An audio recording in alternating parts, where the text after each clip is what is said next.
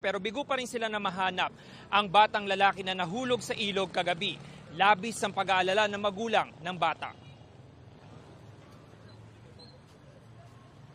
Pasado 1:00 ng madaling araw, puspusan pa rin ang paghahanap ng mga tauhan ng Philippine Coast Guard, QCDRMO at mga taga-barangay sa 7 taong gulang na si Joven Asuncion na nahulog sa Dario River.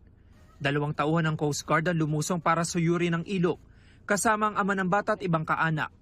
Matapos sa mahigit 1.5 oras, umabot sila hanggang Dario Bridge sa EDSA, pero bigong makita ang bata.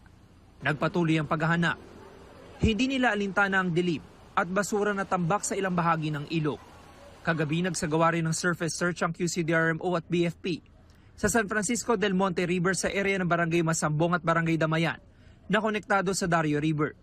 Nagtungo rin doon ang mga magulang ng bata. Baon ng pag-asa makikita nila si Joven. Nangyari ang insidente pasado 6:00 kagabi sa Barangay Bahay Toro.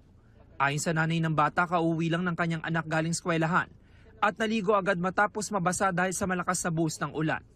Nakita pa raw niya na lumabas ang anak. Pagliko ko dyan sa may kanto namin, nakita ko pa anak ko. Sabi ko, Joe, wali ka na, uwi na tayo, maambon. Akala ko sumunod, hindi rin. Hindi pa ako nakakaupo doon sa taas. Nilapag ko lang yung mga dalahin ko.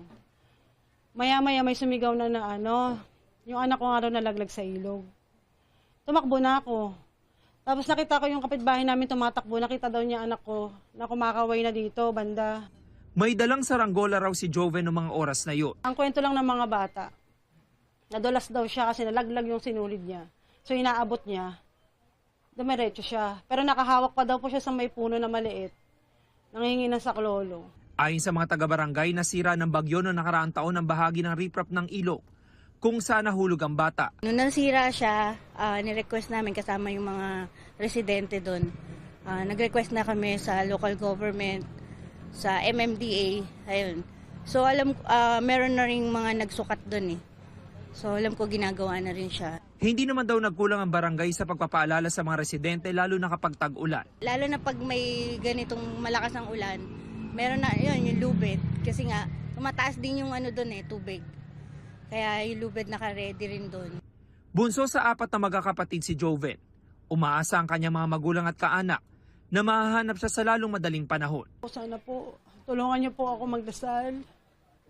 Tulungan niyo po ako mahanap yung anak ko. Bibo po yun eh.